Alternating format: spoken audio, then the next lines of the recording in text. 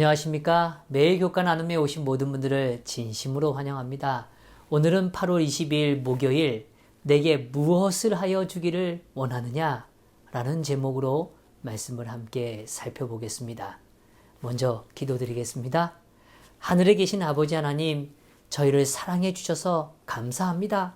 말씀을 주셔서 감사합니다. 오늘도 이 말씀을 잘 깨닫게 하시고 우리의 마음에 깊이 새기게 하시고 또 용기를 갖게 하시고 하루를 살아가도록 축복하여 주시옵소서. 이 시간 온전히 주님께 맡기며 예수 그리스도의 이름으로 기도드리옵나이다. 아멘. 오늘은 한 인물을 주목해 주고 있습니다. 바로 바디메오죠. 성경은 이렇게 시작해요. 저희가 여리고에 이르렀더니 예수께서 제자들과 허다한 무리와 함께 여리고에 나가실 때에 디메오의 아들인 소경 거지 바디메오가 길가에 앉았다가. 오늘 바디메오란 한 사람 앞에 설명되어지는 두 단어를 확인하셨죠? 소경, 거지라고 표현되어 있습니다. 이 가엾은 사람은 눈먼 것도 모자라서요, 가난이라는 어려움까지 더해진 삶이었습니다. 사실 참 이 두 가지가 같이 있다는 거 너무 슬픈 일이죠. 우리가 길을 걸을 때 거지의 구걸해하는 모습을 볼 때가 있습니다. 근데 그가 만약에 맹인이란 사실을 알게 된다면 어떨까요? 아마 결코 쉽게 지나치진 못하실 겁니다. 그의 상황에 대한 연민이 우리의 마음을 두드리지 않겠습니까?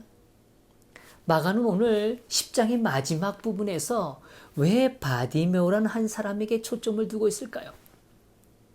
그것은 아마 우리의 실체를 제대로 보라고 이야기하고 있는 건 아닐까 싶습니다. 바디메오의 가난과 눈먼 것은 사실 우리의 영적인 상태에 대한 모습이 아닐까 하는 것입니다. 우리는 모두 천성적으로 장님이고 가난한 자들이라는 것이죠. 우리가 보지 못하는 이유는 역설적으로 우리가 보고 있다라고 생각하기 때문이 아닐까요? 우리가 가난한 이유는 참으로 역설적으로 우리가 가진 것이 내 것이라고 착각하기 때문이 아닐까요? 거듭나지 못한 마음의 눈으로는 그리스도의 그 아름다움을 다 헤아리거나 이해할 수 없을 거라는 것이죠. 오늘 주님께서는 이러한 연약한 자들을 위하여 이 땅에 오신 것입니다. 예수님께서는 여전히 우리를 섬기기 위하여 이 땅에 오신 거란 말이죠. 사실 이 부분에 관하여 많은 사람들이 참 오해하고 착각하는 부분이 있습니다. 겸손이라는 이 자체를요, 하나의 굴욕적인 행위로 취급한다는 것이죠. 겸손이란 그 단어가 갖고 있는 참된 의미는 그의 지위와 그의 능력에 대비하여 자신의 마음과 자세를 낮추고 있다라는 표현인 것입니다. 예수님께서는 분명 겸손하게 섬김의 자세로 이 땅을 살아가셨어요. 그럼에도 예수님께서는 우리의 연약함도 새롭게 하실 수 있는 분이라는 거죠. 지금도 우리의 연약함을 채우고 새롭게 하기 위하여 섬기고 계시는 것입니다. 그 섬김 자체가 연약하거나 힘이 없는 것이라고 착각하지 않게 되기를 바라는 겁니다. 그것이야말로 가장 세속적이고 잘못된 관념이라는 것이죠. 하늘 아버지는 온 우주를 창조하셨고 여전히 생명을 부여하고 계십니다. 예수 그리스도께서는 이 땅에서 눈먼 자들, 상처난 자들, 걷지 못하는 자들, 나아가 죽음에 갇혀있던 자들에게 자유와 기쁨을 허락해 주신 것입니다. 우리의 주인이신 예수 그리스도는 능력의 주님이시라는 거죠.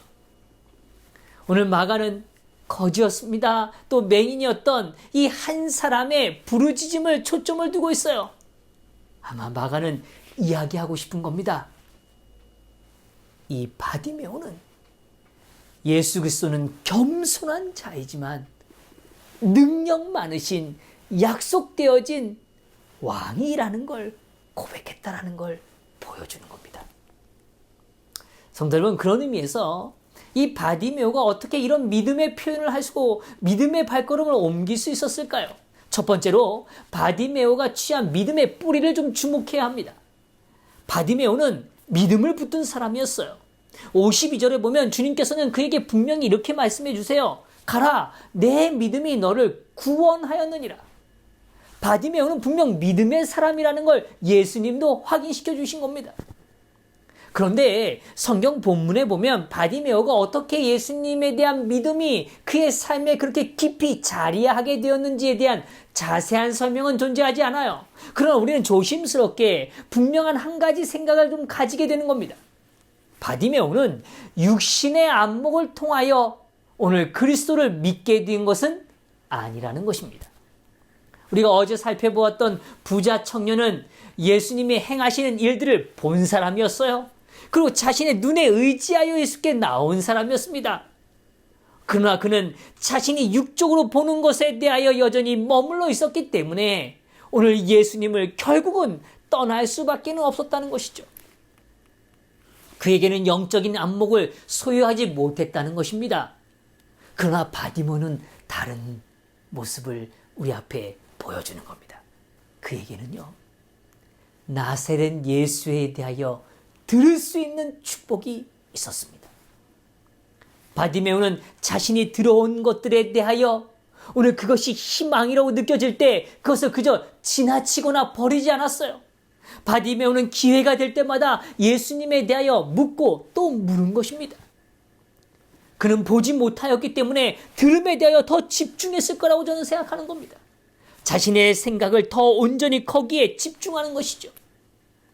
사람들이 지나면서 건넸던 한마디 한마디를 더 깊이 마음에 새기는 것입니다. 그는 끊임없이 그 예수님에 관한 이야기의 조각들을 하나하나 모으고 조합해 가기 시작하는 겁니다. 예수님께서는 어떻게 죽은 자를 살리셨는지, 나병 환자의 병을 어떻게 고치셨는지, 그분이 어떠한 말씀을 하셨는지, 그리고 어느 날 그가 들었던 놀라운 소식 앞에 그는 깊이 환호했을 겁니다. 태어날 때부터 맹인이었던 사람을 다시 보게 하셨던 예수님의 그 섭리의 역사에 대하여 들었을 때 말이죠. 맹인의 눈을 뜨게 하셨던 예수님. 그분이 오늘 내 삶에 다가오신다. 혹시라도 그분이 이 길을 지나가신다면, 오늘 나에게도 그런 기회가 주어진다면 오늘 나는 예수를 향하여 부르짖을 것이야. 근데 저는 이런 생각을 좀 해봐요. 과연 바디메오는 이 이야기를 하는 것이 지겨웠을까요? 아니요. 저는 결코 그렇지 않을 거라고 생각합니다. 바디메오는 아마도 예수님에 관한 이야기를 100번이 넘고 아니요, 끊임없이 반복했을 겁니다. 오늘 그리고 그가 예수님에 관한 이야기를 할 때면 그의 얼굴에는 아마 환한 미소가 머물지 않았을까요? 구원의 이야기는 그처럼 그의 마음에 깊은 감동과 여전히 역동하는 능력을 허락해 주는 것입니다. 어떻게 그것이 지루할 수 있겠습니까? 어떻게 그것이 지겨울 수 있겠습니까? 오늘 바디메오는 예수님의 이야기를 좋아했을 것입니다. 성도 여러분, 얼마나 하루를 살아가시면서 주님의 이야기를 하는 것이 즐겁고 얼마나 주님의 이야기를 듣는 것이 즐거우십니까? 오늘 바디메오는 항상 예수님의 이야기에 집중했을 거예요. 그리고 아마 그의 마음속에 회당에서 들었던 어떤 한 성경 구절이 그의 마음을 더 깊이 자리했을 거라고 저는 생각되어집니다. 누가복음 4장 18절의 말씀입니다. 주의 성령이 내게 임하셨으니 이는 가난한 자에게 복음을 전하게 하시려고 내게 기름을 부으시고 나를 보내사 포로된 자에게 자유를, 눈먼 자에게 다시 보게 함을 전파하며 눌린 자를 자유케 하고, 오늘 메시아께서 눈먼 자를 뜨게 하시기 위하여 이 땅에 오시겠다고 약속하셨습니다. 오늘 그 약속의 말씀이 바디메오의 마음에 거룩한 뜨거움을 일으키게 한 것입니다. 오늘 우리는 늘 말씀을 살피지 않습니까? 말씀을 늘 보지 않습니까? 확신하십시다.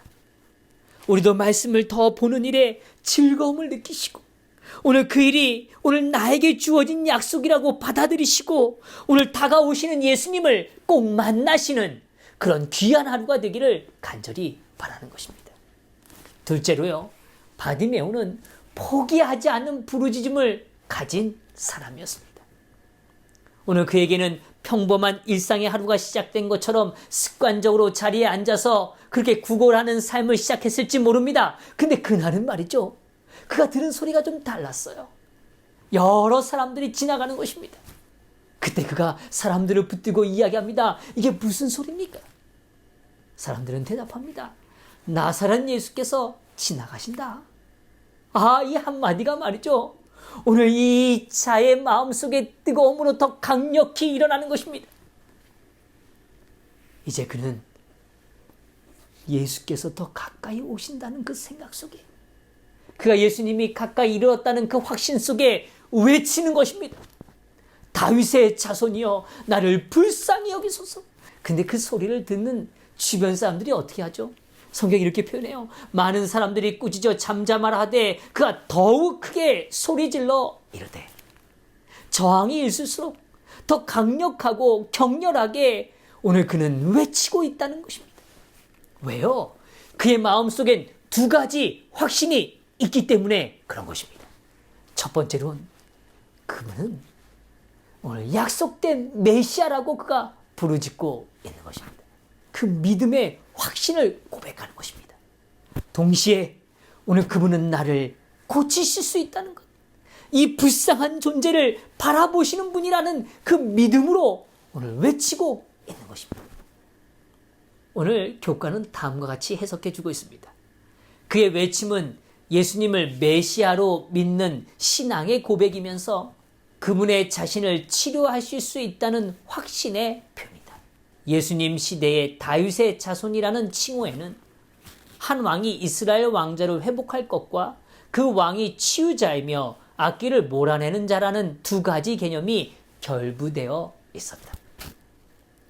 오늘 예수님께서는 겸손한 모습으로 이 땅에 오셨지만 분명 그렇기 때문에 오늘 약속된 왕으로서 오늘 그분이 존재한다고 바디메오는 고백하고 있는 것입니다.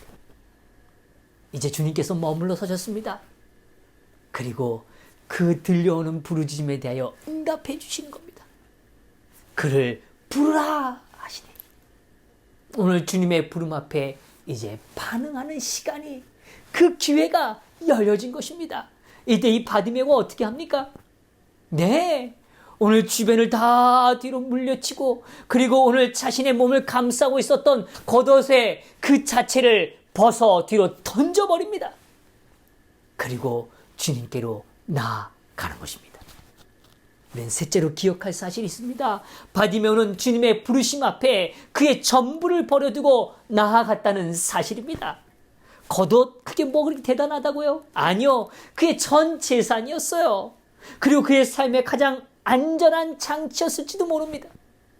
그러나 이제 그를 보호하고 그의 소유라고 생각했던 그 모든 것을 다 뒤로 하고 주님의 부르심 앞으로 나아가고 있는 것입니다. 왜 그렇습니까? 그는 주님을 만나는 그 기쁨이 가장 크기 때문에 그랬던 것이죠. 성도 여러분, 그때 주님께서는 이렇게 질문하시는 겁니다. 내가 무엇을 하여 주기를 원하느냐?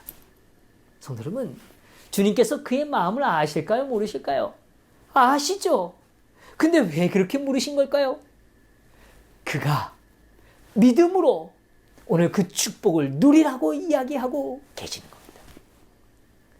오늘 바디메오는 이렇게 이야기합니다. 선생님이여 보기를 원하나이다.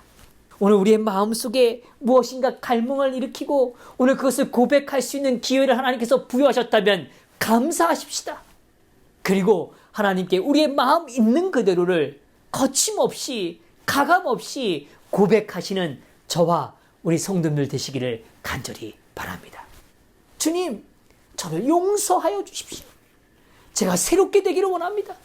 주님, 저의 완악한 마음을 가져가 주시고 부드럽게 하여 주시옵소서. 이런 진실된 고백이 우리의 삶에 있게 되기를 간절히 바랍니다. 그 회복의 역사가 일어났을 때 그는 이제 시선이 열렸고 예수를 쫓는 자가 되었다는 것입니다. 오늘 우리의 안목의 변화가 있게 되기를 간절히 바랍니다. 그리고 예수를 쫓는 저와 우리의 삶이 되기를 간절히 소망합니다. 기도드리겠습니다. 하늘에 계신 아버지 하나님, 저희를 사랑해 주셔서 감사합니다. 주님, 저희도 바디메오와 같이 믿음의 고백을 하기를 원합니다. 도와주시옵소서. 혹은 우리를 방해하는 거친 문제들이 있습니까? 주님, 그럴 때일수록 더 용기와 담대함을 갖고 주님을 부르짖도록 인도하여 주시옵소서. 오늘 하루도 주님을 대면하는 귀한 하루가 되기를 간절히 바라며 사랑 많으신 예수 그리스도의 이름으로 기도드리옵나이다. 아멘.